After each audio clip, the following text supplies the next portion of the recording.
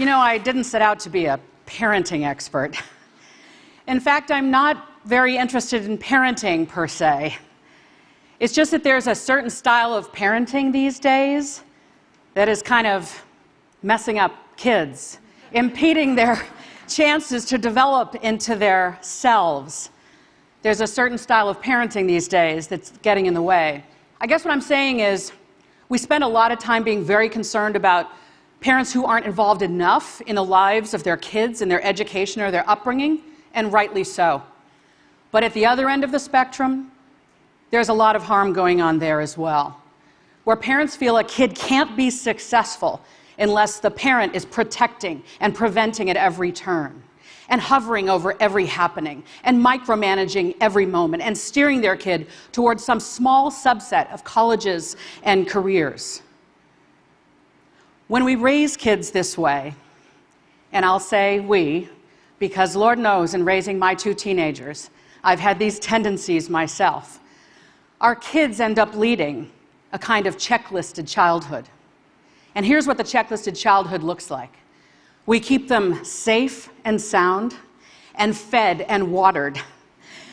And then we want to be sure they go to the right schools, but not just that they're in the right classes at the right schools, and that they get the right grades in the right classes in the right schools. But not just the grades, the scores. And not just the grades and scores, but the accolades and the awards, and the sports and the activities and the leadership. We tell our kids, don't just join a club, start a club, because colleges want to see that. And check the box for community service. I mean, show the colleges you care about others. And all of this is done to some hoped-for degree of perfection. We expect our kids to perform at a level of perfection we were never asked to perform at ourselves. And so because so much is required, we think, well then of course we parents have to argue with every teacher and principal and coach and referee and act like our kids' concierge and personal handler and secretary. And then with our kids, our precious kids, we spend so much time nudging, cajoling, hinting, helping, haggling, nagging as the case may be sure they're not screwing up, not closing doors, not ruining their future, some hoped-for admission to a tiny handful of colleges that deny almost every applicant.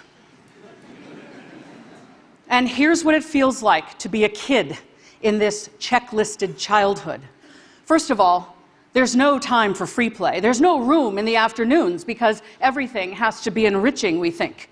It's as if every piece of homework, every quiz, every activity is a make or break moment for this future we have in mind for them. And we absolve them of helping out around the house. And we even absolve them of getting enough sleep as long as they're checking off the items on their checklist. And in the checklisted childhood, we say we just want them to be happy. But when they come home from school, what we ask about all too often first is their homework and their grades. And they see in our faces that our approval, that our love, that their very worth comes from A's. And then we walk alongside them and offer clucking praise like a trainer at the Westminster Dog Show. Coaxing them to just jump a little higher and soar a little farther day after day after day. And when they get to high school, they don't say, well, what might I be interested in studying or doing as an activity? They go to counselors and they say, what do I need to do to get into the right college? And then when the grades start to roll in high school and they're getting some B's, or God forbid, some C's, they frantically text their friends and say, has anyone ever gotten into the right college with these grades? And our kids, regardless of where they end up at the end of high school, they're breathless, they're brittle, they're a little burned out, they're a little old before their time, wishing the grown-ups in their lives had said, what you've done is enough, this effort you've put forth in childhood is enough. And they're withering now under high rates of anxiety and depression, and some of them are wondering, will this life ever turn out to have been worth it? Well, we parents are pretty sure it's all worth it.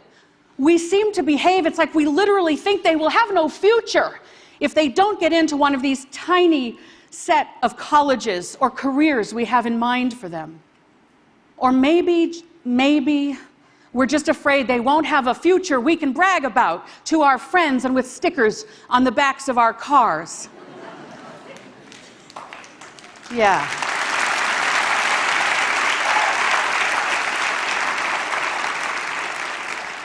But if you look at what we've done, if you have the courage to really look at it, you'll see that not only do our kids think their worth comes from grades and scores, but that when we live right up inside their precious developing minds all the time, like our very own version of the movie Being John Malkovich, we send our children the message, hey kid, I don't think you can actually achieve any of this without me. And so with our overhelp, our overprotection, overdirection, and handholding, we deprive our kids of the chance to build self-efficacy, which is a really fundamental tenet of the human psyche, far more important than that self-esteem they get every time we applaud. Self-efficacy is built when one sees that one's own actions lead to outcomes, not... There you go. Not one's parents' actions on one's behalf, but when one's own actions lead to outcomes. So simply put, if our children are to develop self-efficacy, and they must, then they have to do a whole lot more of the thinking, planning, deciding, doing, hoping, coping, trial and error, dreaming and experiencing of life for themselves. Now, am I saying every kid is hardworking and motivated and doesn't need a parent's involvement or interest in their lives and we should just back off and let go? Hell no. That is not what I'm saying. What I'm saying is when we treat grades and scores and accolades and awards as the purpose of childhood, all in furtherance of some hoped-for admission to a tiny number of colleges or entrance to a small number of careers, that's too narrow a definition of success for our kids. And even though we might help them achieve some short-term wins by overhelping, like they get a better grade if we help with do their homework, they might end up with a longer childhood resume when we help. What I'm saying is that all of this comes at a long-term cost to their sense of self. What I'm saying is we should be less concerned with a specific set of colleges they might be able to apply to or might get into, and far more concerned that they have the habits, the mindset, the skill set, the wellness to be successful wherever they go. What I'm saying is our kids need us to be a little less obsessed with grades and scores and a whole lot more interested in childhood providing a foundation for their success built on things like love and chores.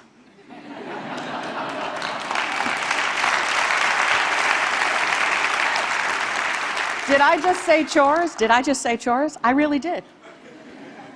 But really, here's why. The longest longitudinal study of humans ever conducted is called the Harvard Grant Study. It found that professional success in life, which is what we want for our kids, that professional success in life comes from having done chores as a kid. And the earlier you started, the better. That a roll up your sleeves and pitch in mindset, a mindset that says, there's some unpleasant work, someone's got to do it, it might as well be me. A mindset that says, I will contribute my effort to the betterment of the whole. That's what gets you ahead in the workplace. Now, we all know this. You know this. We all know this. And yet, in the checklisted childhood, we absolve our kids of doing the work of chores around the house. And then they end up as young adults in the workplace, still waiting for a checklist. But it doesn't exist. And more importantly, lacking the impulse, the instinct to roll up their sleeves and pitch in and look around and wonder, how can I be useful to my colleagues? How can I anticipate a few steps ahead to what my boss might need? A second very important finding from the Harvard Grant Study said that happiness in life comes from love.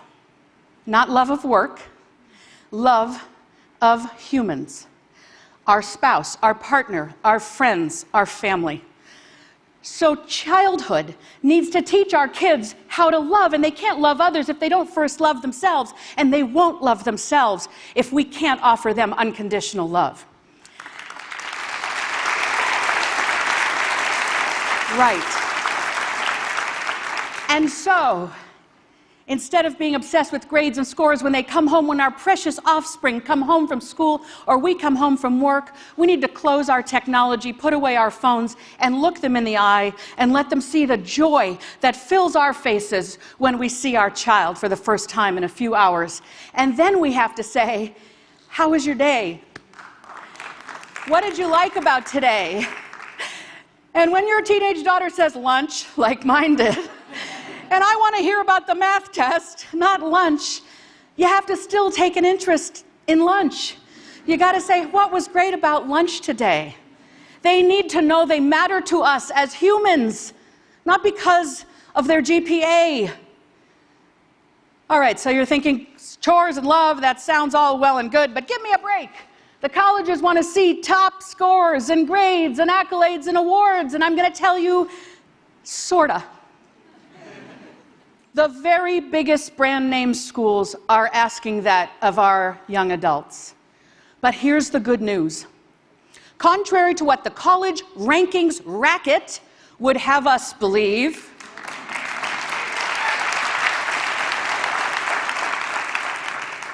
you don't have to go to one of the biggest brand name schools to be happy and successful in life. Happy and successful people went to state school, went to a small college no one has heard of, went to community college, went to a college over here and flunked out.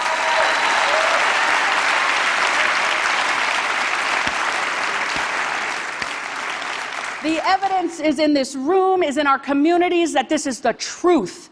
And if we could widen our blinders and be willing to look at a few more colleges, maybe remove our own egos from the equation, we could accept and embrace this truth and then realize it is hardly the end of the world if our kids don't go to one of those big brand name schools.